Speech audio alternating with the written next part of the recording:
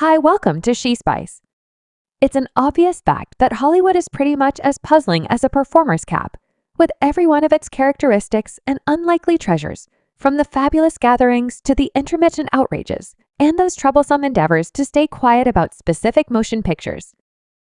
Any reasonable person would agree that media outlets have a larger number of insider facts than a fortune guide, and we should not disregard the unpretentious specialty of craftsmen on the board. It resembles Hollywood's rendition of harming felines. A Hollywood coach was conversing with me to drive me to proceed to apologize. Also, it's no secret that VIPs sometimes enjoy a bit of innocuous talk about their kindred entertainers. Mel Gibson and the consistently famous Christopher Walken, for example, presumably that Christopher Walken has been a flat-out power of nature in Hollywood's amazing crowds with his remarkable style and flexibility, from idiosyncratic eccentricities to a huge range of valid person depictions. Traversing different film kinds, he's been a diversion. Stalwart's unstoppable presence on both the cinema and television screens has left a remarkable imprint on fans' hearts. Kid, come here, come on. I'll give you a complimentary lift. You can rehash it. Show this kid. Go on now. That is a breathtaking youngster that is fantastic, with a voice that could order a room, a face that could send off 1,000 boats, and a demeanor so serious it could turn milk harsh. Christopher Walken had that creepy presence that made Hollywood pay attention, yet what truly put him aside were the spine-shivering roles he took on. Walken spent significant time playing characters that were so serious they'd creep you out quicker than a thrill ride. You're a dynamite entertainer, and you've depicted many kinds of individuals, yet you like to play a malevolent person, don't you? Well, certain I like to work. It's nothing unexpected that when individual VIPs watched him routinely daybreak the shroud of such serious and frightening jobs, they couldn't resist the opportunity to connect him with those characters. Some could say that individuals were more terrified of strolling off screen than on, very much like the case with Dennis Ville.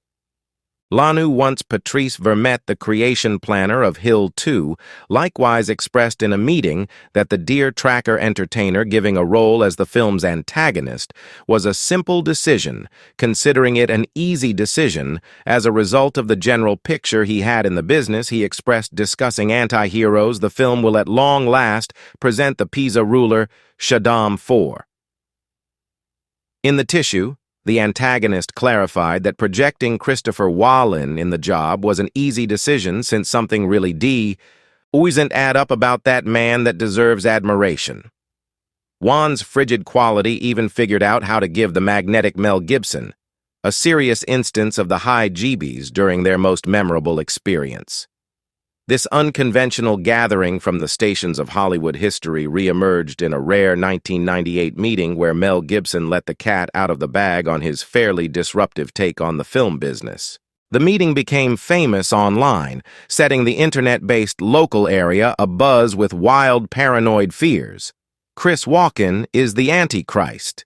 You know, Gibson's remark about Walken was not right in light of the fact that, regardless of his looks and ghostly air, he is an incredible entertainer who has added to Hollywood with his dazzling exhibitions. Well, apparently, the individuals who actually thought about talking about the unbelievable entertainer could have felt the frosty breezes of objection from a portion of Hollywood's tip-top. As of late, Mel Gibson has been working ceaselessly on a fairly dubious film, and the most recent buzz is an incredible gem. The word on the road is that the movie has accomplished a stunning achievement, breaking the $150 million obstruction in the cinematic world, and its fleeting ascent appears to be a long way from hitting a dead end. They have very few 3D embellishments, yet in all actuality, they do work on a more elevated level regardless of the relentless endeavors of woke Hollywood and the liberal news media to discourage things. This movie has recovered its creation costs, as well as has figured out how to bankroll an incredible 10 overlay return. It's presently drawing its name in the records of film industry history as one of the most surprising victories ever. Bits of gossip have it that Gibson is preparing to drop a evolving 4-section narrative series that will strip back the layers of the furtive universe of worldwide height violations as per the people over at Newsweek.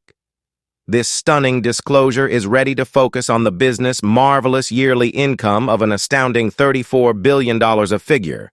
So galactic, it's difficult to truly make sense of, and it even outperforms the yearly profit of the carrier business.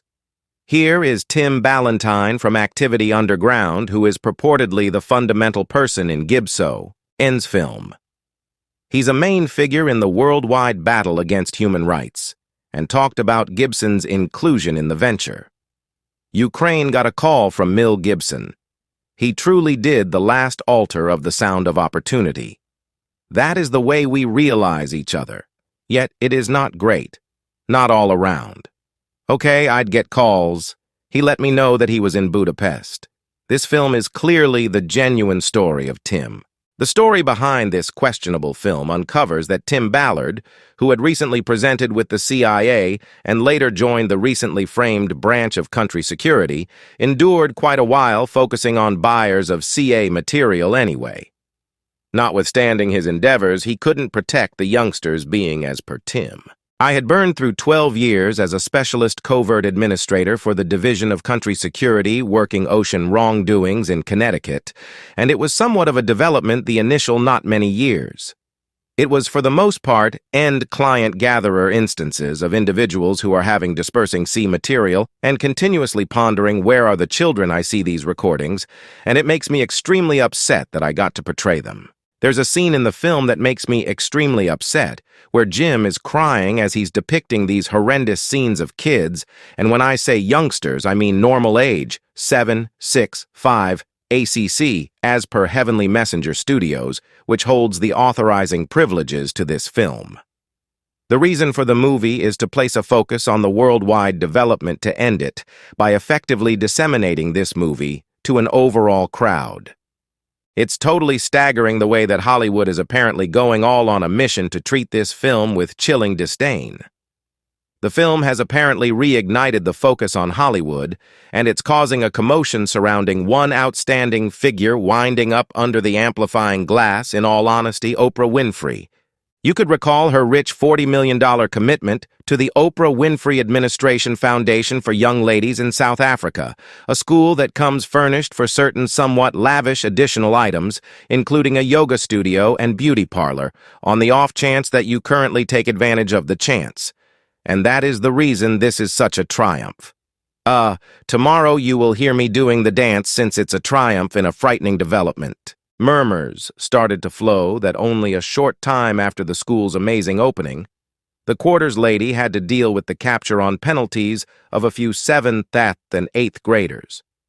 Oprah, it said, moved away from the circumstances, and there were mumbles of her pointing fingers at the school organization, claiming a cover-up and vowing to seek after equity to the fullest. These disclosures have projected an unforgiving focus on the murkier parts of magnanimous undertakings and have raised worries about how the business manages such grave issues.